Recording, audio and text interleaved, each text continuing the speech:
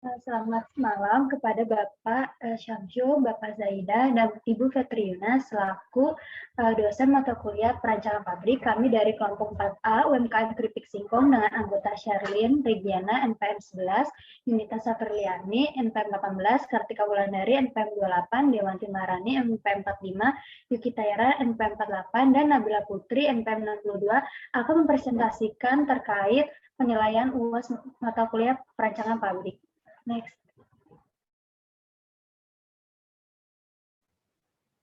Oke, yang pertama itu ada pendahuluan. Saya di sini Kartika akan menjelaskan tentang pendahuluan. Kenapa kita latar belakang kenapa kita mengambil UMKM keripik galing Syakira produk ini untuk dikembangkan? Karena pertama itu ketersediaan ubi kayu atau singkong di Indonesia ini masih cukup besar. Hal ini membuat potensi produk olahan, terutama produk olahan singkong ini cukup tinggi, terutama keripik singkong. Kenapa keripik singkong? Karena keripik singkong ini disukai dari range umur anak-anak hingga dewasa. Kemudian keripik singkong ini memiliki pasar yang cukup luas seperti tadi disebutkan dan beragam. Potensi yang dimiliki dari keripik singkong ini memiliki kesinambungan dengan gaya hidup zaman saat ini. Kami mencoba membuat spekulasi jika UMKM keripik galing Syakira Produk ini dapat di scale up menjadi sebuah industri. Nah, rumusan masalah dari pengembangan UMKM keripik galing Syakira Produk yang kami buat ini, pertama, apakah UMKM keripik galing Syakira Produk ini layak dijalankan berdasarkan aspek hukum, aspek pasar dan pemasaran, aspek keuangan, aspek teknis atau operasi, aspek manajemen dan organisasi, aspek ekonomi sosial, dan aspek dampak lingkungan. Yang kedua, bagaimana pengembangan UKM keripik galing Syakira produk ini bila dijadikan sebuah pabrik atau industri besar? Yang ketiga, apakah rencana scale up UKM keripik galing Syakira produk ini layak untuk dilaksanakan? Nah, kemudian tujuan dari pengembangan UMKM keripik galing Syakira produk yang akan kami buat ini, yang pertama itu mengetahui aspek hukum, aspek pasar dan pemasaran, aspek keuangan, aspek teknis atau operasi, aspek manajemen dan organisasi, aspek ekonomi sosial, dan aspek dampak lingkungan layak dijalankan untuk UKM keripik galing Syakira produk ini. Kedua itu mengetahui cara pengembangan UKM keripik galing Syakira produk bila dijadikan sebuah industri menengah. Yang ketiga itu mengetahui rencana scale up UKM keripik galing Syakira produk ini layak untuk dilaksanakan atau tidak. Boleh next, selanjutnya akan dijelaskan oleh rekan saya.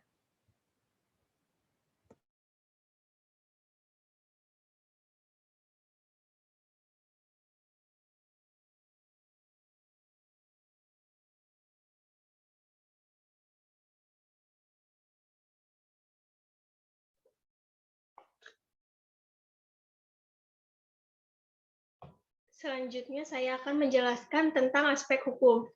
Pada kondisi saat ini, produksi keripik galing Syakira produk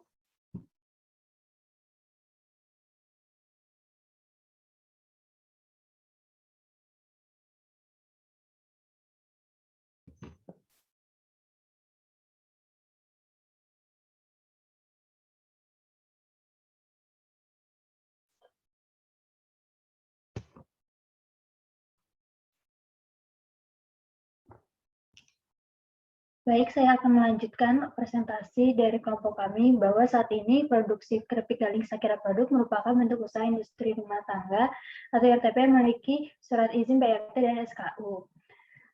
SKU merupakan legalitas atas keberadaan suatu usaha dokumen. SKU sangat berguna demi keberlangsungan dan pengembangan usaha yang lebih berkualitas, mempunyai daya saing, serta mendapat pengakuan sah dari pemerintah. Rekomendasi scale up-nya yaitu selain tadi memenuhi dokumen PRT dan SKU, juga harus memenuhi legalitas produk seperti BPOM, MD, HALA, SNI, ISO 22.000 dan HACCP. Legalitas suatu perusahaan atau badan usaha merupakan unsur yang terpenting karena merupakan jati diri yang melegalkan atau mengesahkan suatu badan usaha sehingga diakui oleh masyarakat. Next. Selanjutnya adalah aspek pasar dan pemasaran. Untuk kondisi saat ini, usaha UMKM keripik galing Syakira terletak di daerah pemukiman warga, Kelurahan Muka, Kecamatan Cianjur, Kabupaten Cianjur. Jangkauan pasar produknya meliputi wilayah regional Cianjur Selatan hingga Jakarta. Untuk proses penjualan produknya ini melalui sarana offline yaitu sales, reseller dengan menitipkan produk pada kios atau warung retail di wilayah setempat yaitu Cianjur Selatan. Untuk penerimaan pemesanan produk dilakukan secara offline maupun online via chat WhatsApp.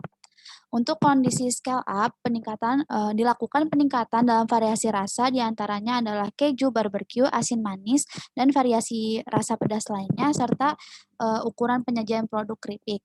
Selain itu, dilakukan penambahan desain dan label kemasan yang dapat menarik minat pasar lebih luas dan sesuai dengan peraturan yang berlaku. Selanjutnya, promosi produk dalam jangkauan pasar yang lebih luas dilakukan via sosial media seperti Instagram, official account line, Twitter, dan YouTube. Sedangkan lakukan juga promosi lain dengan menggunakan jasa endorse. Untuk perluasan target pasarnya dilakukan dengan menggunakan platform e-commerce seperti Shopee, Tokopedia, dan jasa lainnya. Selain itu dilakukan juga pendistribusian produk menggunakan transportasi darat seperti motor dan mobil pick up khusus distribusi produknya. Selanjutnya,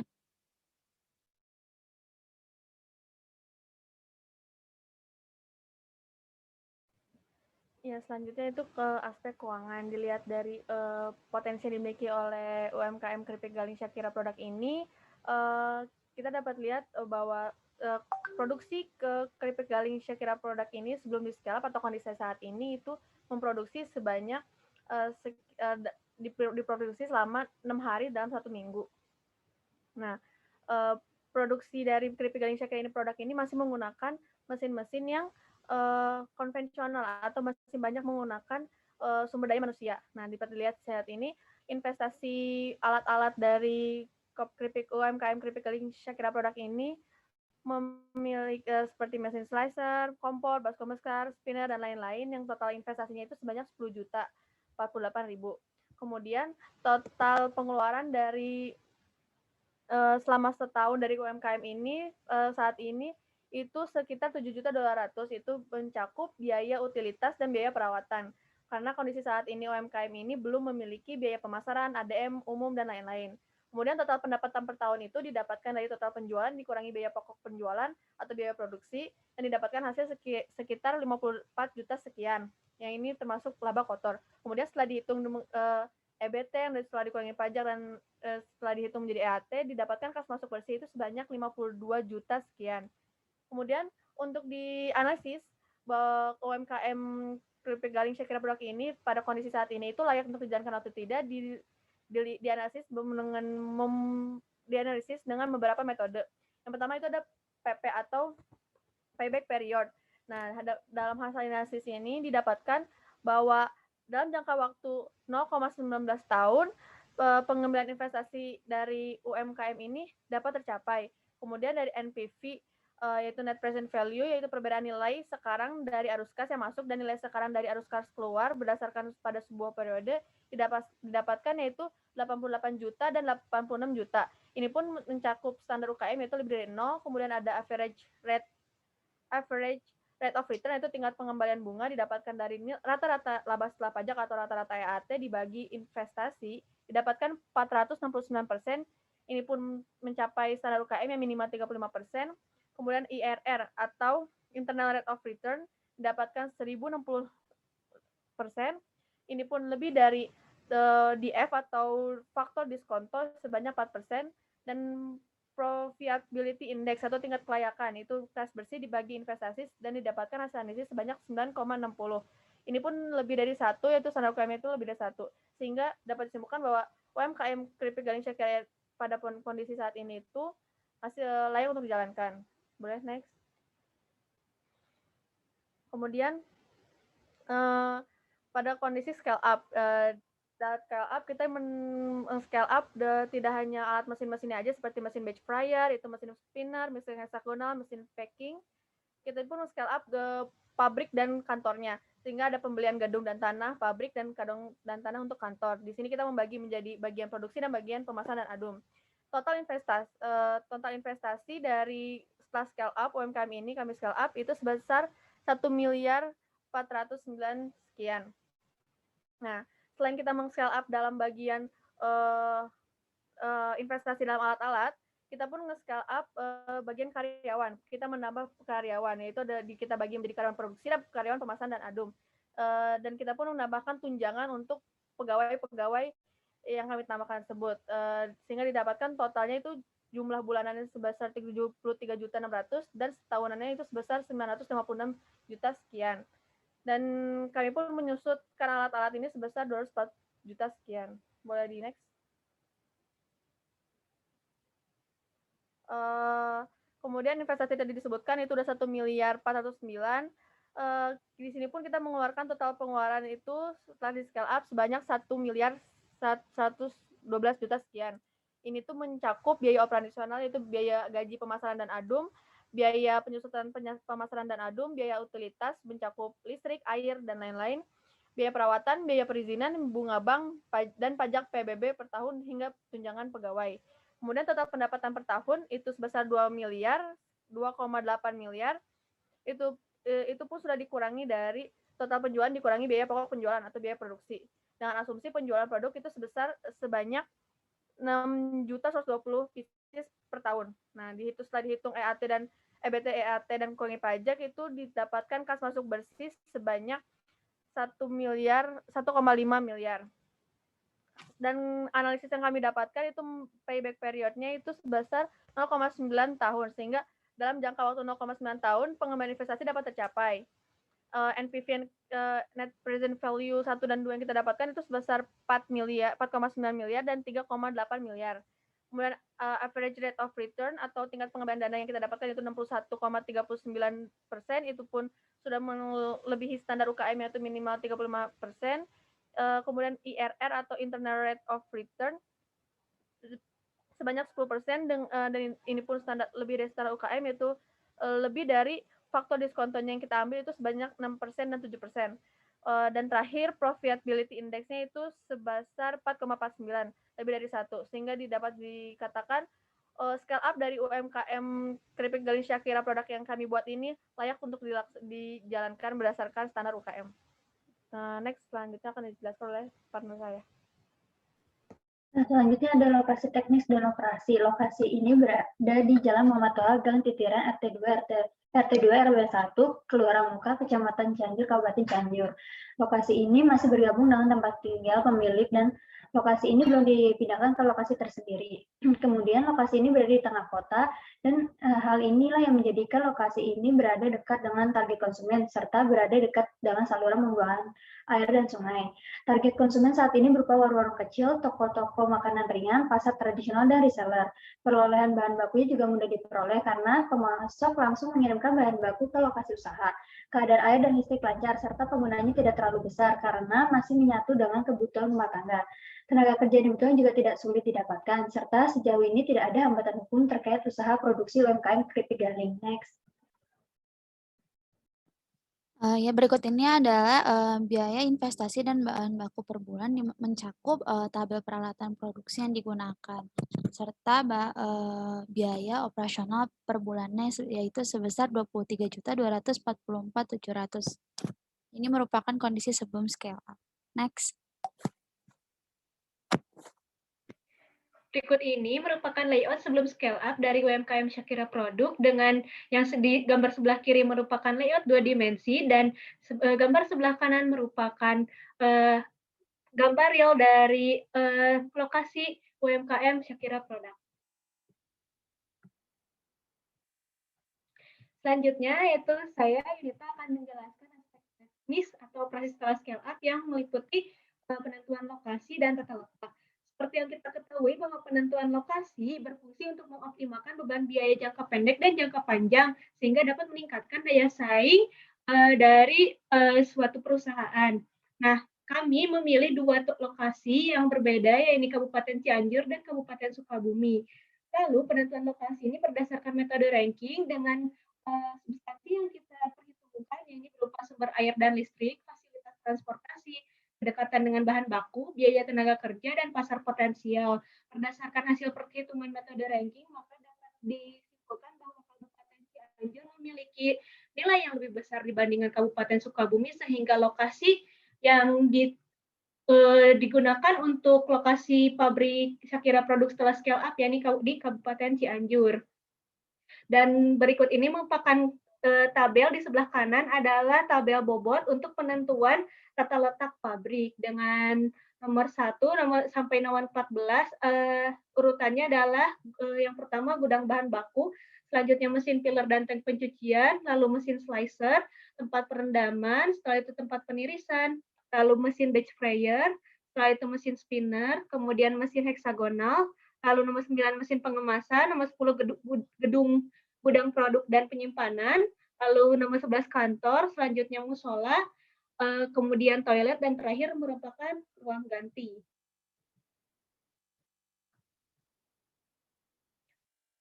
Selanjutnya akan dijelaskan mengenai keterangan yang terdapat pada tabel oleh Dewanti. Baik, saya akan menjelaskan simbol-simbol yang dimaksud. A merupakan mutlak penting berdekatan, E sangat penting berdekatan, I penting berdampingan, O biasa, kedekatan di mana saja tidak masalah, U tidak penting dan tidak perlu adanya keterkaitan geografis apapun, dan X tidak diinginkan berdekatan. Next. Berikut merupakan ARC ia merupakan hasil analisa bersifat kuantitatif dari hubungan antar aktivitas tabel bobot yang sudah dijelaskan. Lalu ada layout metode grafik yang dimana dihubungkan oleh garis-garis antara departemen satu dengan departemen lainnya sesuai dengan simbol hubungan antar aktivitas yang telah dijelaskan. Kemudian ada layout 2 dimensi di mana simbol kuning merupakan pintu atau gerbang dari setiap departemen. Next.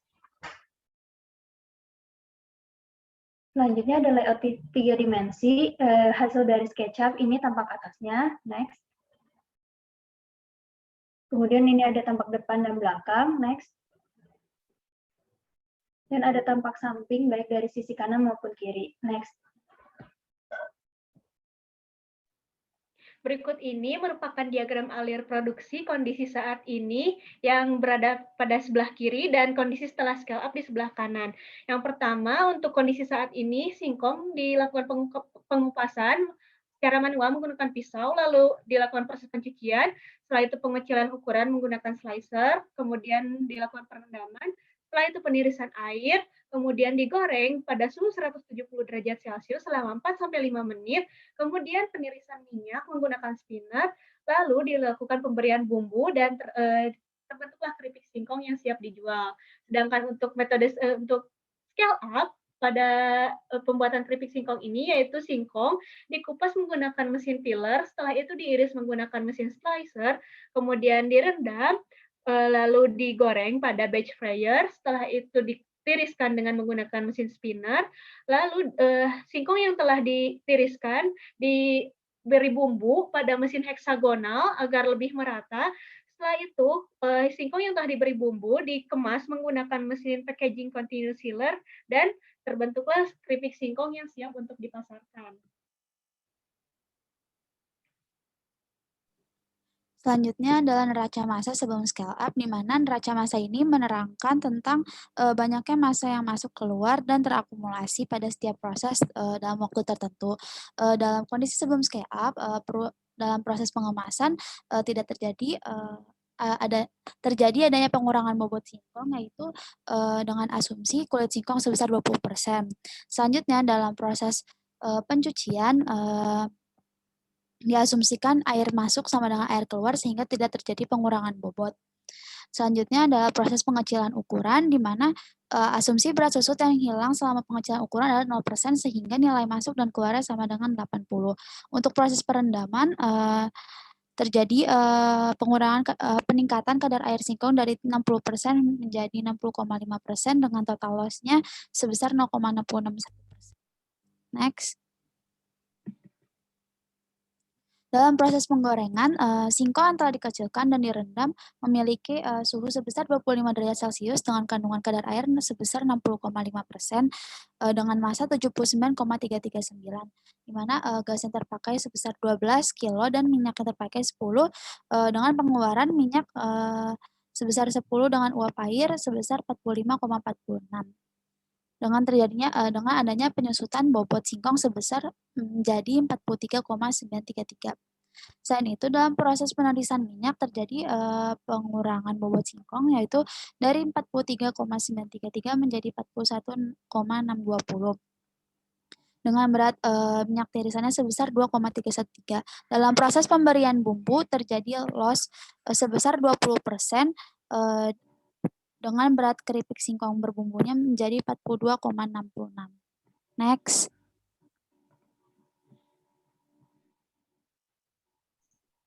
Selanjutnya, neraca energi sebelum scale up. Neraca energi memiliki rumus kalor masuk sama dengan kalor keluar dengan perhitungan massa dikali kalor jenis zat dikali perubahan suhu. Yang pertama, tahap pengupasan singkong. Pada tahap ini, kalor yang masuk dan yang keluar sebesar 3.625 kJ. Yang kedua, tahap pencucian singkong dengan kalor yang masuk dan yang keluar sebesar 8.700 kJ. Selanjutnya, yang ketiga, tahap pengecilan ukuran. Pada tahap ini, kalor yang masuk dan yang keluar sebesar 2.900 kJ. Dan yang keempat, tahap perendaman. Pada tahap ini, kalor yang masuk dan yang keluar sebesar 2972,5 kJ. Next. Pada tahap penggorengan, panas yang masuk selama penggorengan yaitu 126, 213,7716 kJ dengan perhitungan seperti pada slide. Dan yang terakhir, tahap penirisan minyak. Pada tahap ini, kalor panas yang hilang sebesar 3846,3151 kJ. Next. Selanjutnya ada neraca massa setelah scale up. Yang pertama ada proses pengupasan dalam mesin filler, di mana total massa yang masuk sama dengan massa yang keluar sebesar 3.000 kg, asumsi kulit singkong 20% per kilogram. Lalu ada proses pencucian dengan total massa yang masuk sama dengan yang keluar, yakni 7.200, dengan asumsi air masuk sama dengan air keluar dan perbandingan air yang digunakan dengan kulit singkong yakni 1:2.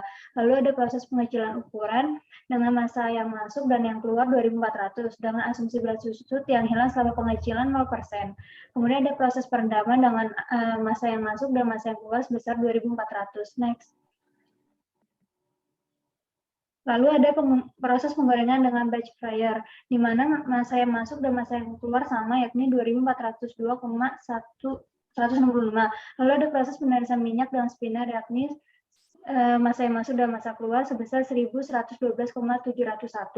Dan terakhir ada proses pemberian bumbu dengan massa yang masuk dan keluar 1.072,222. Next. Ya, selanjutnya neraca energi setelah scale up. Pada sebelumnya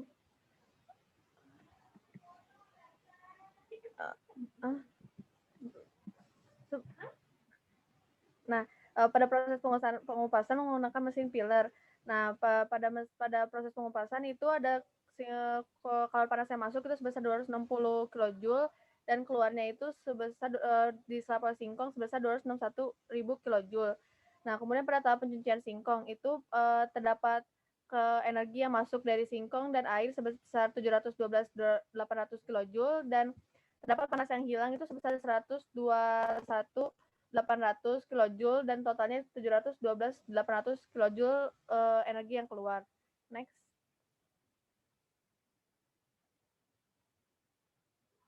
Boleh next.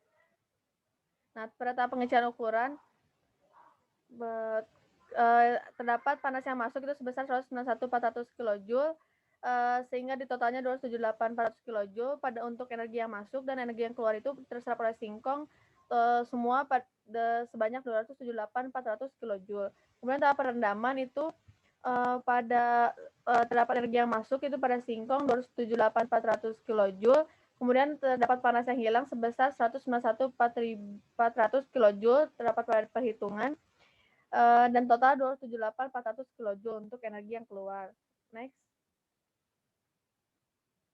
Pada tahap penggorengan itu ada terdapat panas yang masuk dari perhitungan didapatkan dari perhitungan itu sebesar 3.774 kJ sekian dan total energi yang masuk itu sebesar 3.800 sekian dan energi yang keluar itu terdapat uap air juga yang keluar sebanyak 3.418 kJ sekian dan total energi keluar dari tahap penggorengan ini sebesar 3.861 kJ sekian. Boleh next. Kemudian pada tahap penirisan minyak itu terdapat sebanyak 1.112 kJ dan keluar dibagi menjadi keripik singkong akhir dan minyak tirisan sebesar 79.479 kJ dan total tetap sama 1.112 kJ. Kemudian pada tahap pembumbuan itu keripik singkong dan bumbu itu menjadi 1072 kilojoule sekian. Namun terdapat loss 20% pada bumbu sekitar 7,8 kg dan total energi keluar itu sebesar 1,1 kilo 72 kg. Next. Selanjutnya itu saya akan menjelaskan mengenai aspek manajemen dan organisasi. Kondisi sebelum scale up, UMKM Keripik Galing tidak memiliki visi misi dan hanya memiliki 4 karyawan yang diketuai oleh 1 orang ketua, yaitu pemilik dari UMKM Shakira Produk. Selanjutnya, yakni kondisi setelah scale up, Shakira Produk ini memiliki visi, yaitu pelopor cemilan keripik singkong khas Cianjur yang dikenal oleh masyarakat luas dengan misi sebagai berikut, dan jumlah karyawan yang terdapat pada perusahaan ini berjumlah lebih banyak dengan struktur organisasi dapat dilihat pada gambar berikut ini yang diketuai oleh seorang direktur utama dan terdapat 4 manajer.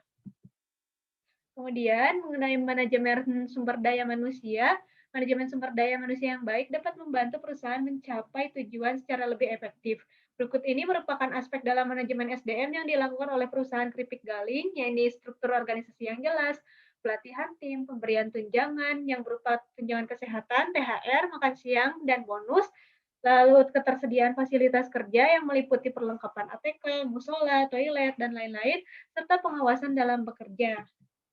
Selanjutnya, dijelaskan oleh rekan saya. Aspek sosial ekonomi kondisi sebelum scale up.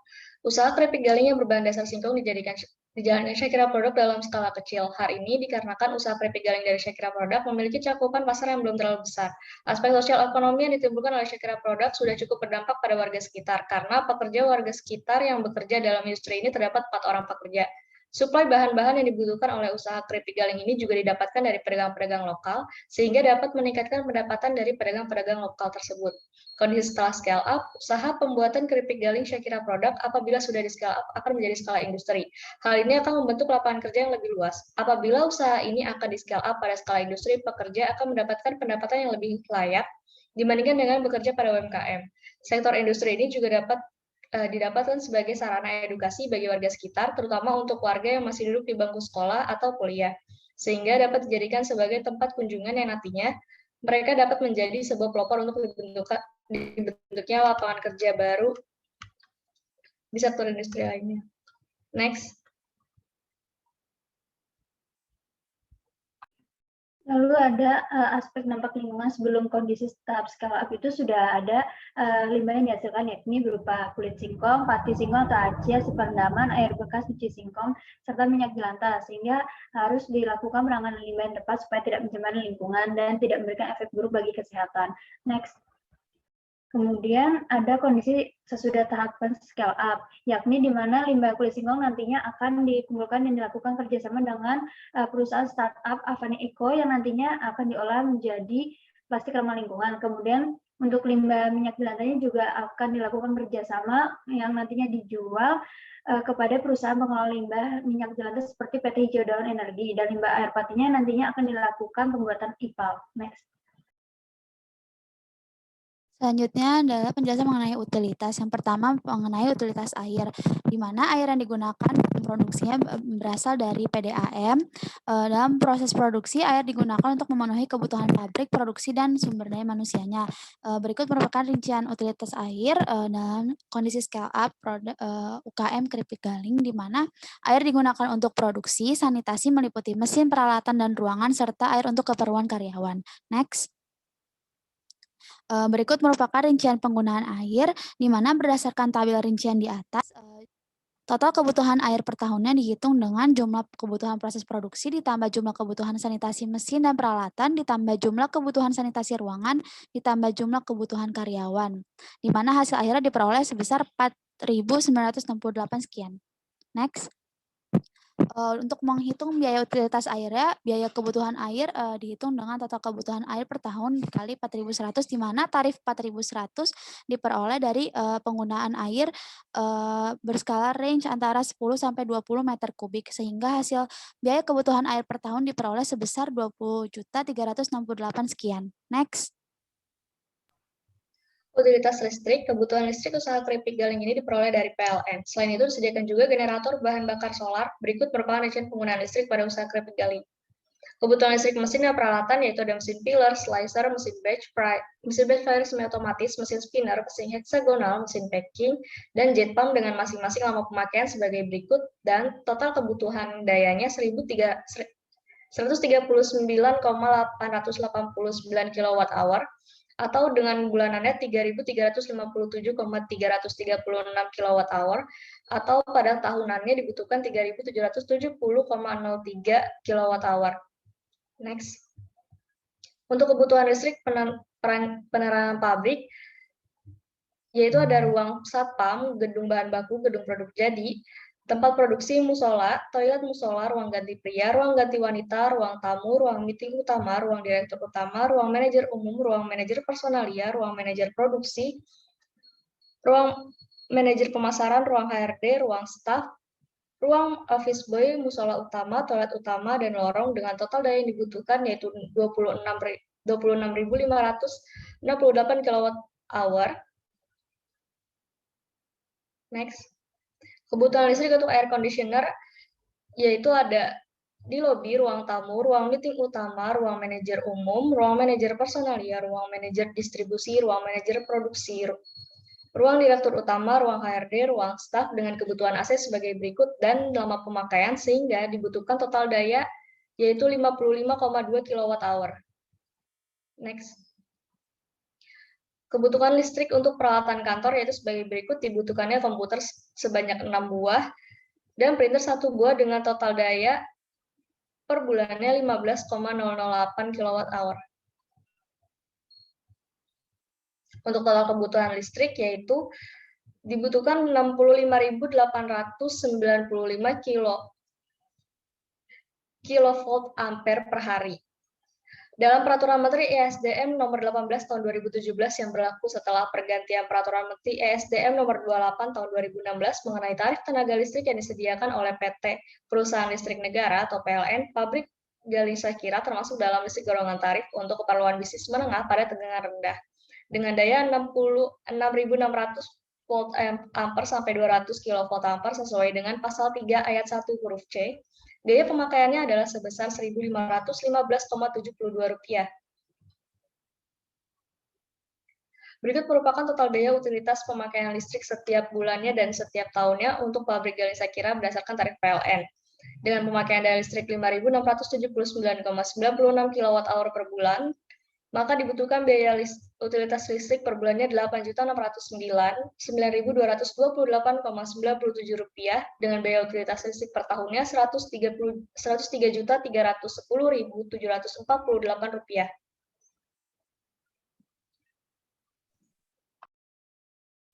Selanjutnya, utilitas kebutuhan solar. 1 unit generator yang dapat memenuhi semua kebutuhan listrik dipersiapkan untuk kelancaran proses produksi. Generator digunakan jika terjadi pemadaman aliran listrik dari pusat atau PLN. Pabrik menggunakan generator Z dengan power factor 80%. Berikut rincian perhitungan penggunaan genset. Yang pertama, tenaga generator dengan 1.9435,39 BTU per jam. Yang kedua, nilai kalor solar yaitu 19.650 BTU per LB. Yang ketiga, kebutuhan bahan bakar solar yaitu 51,3707 LB per jam. Yang keempat, densitas solar setelah dikonversi yaitu 28,32 liter, dan volume solar yang dibutuhkan yaitu 27,1077 liter per jam. Jika diasumsikan selama 1 bulan terjadi pemadaman listrik sebanyak 1 kali selama 8 jam, sehingga volume solar yang dibutuhkan dalam 1 tahun yaitu 2.439,693. Diketahui harga solar industri yaitu 11.000 sekian per liter menurut Pertamina tahun 2021, sehingga didapatkan kebutuhan solar setiap tahunnya sebesar 26.958 sekian. Selanjutnya, total biaya utilitas berdasarkan perhitungan air dengan pengeluaran per tahun sebesar 20 juta sekian dan listrik sebesar 103 juta sekian dan solar sebesar 26 juta sekian, maka didapat total biaya per tahun kebutuhan utilitas yang dikeluarkan oleh pabrik keripik galing Shakira ini mencapai 150.638 sekian rupiah. Sekian presentasi dari kelompok kami. Mohon maaf apabila ada kesalahan kata. Selamat sore.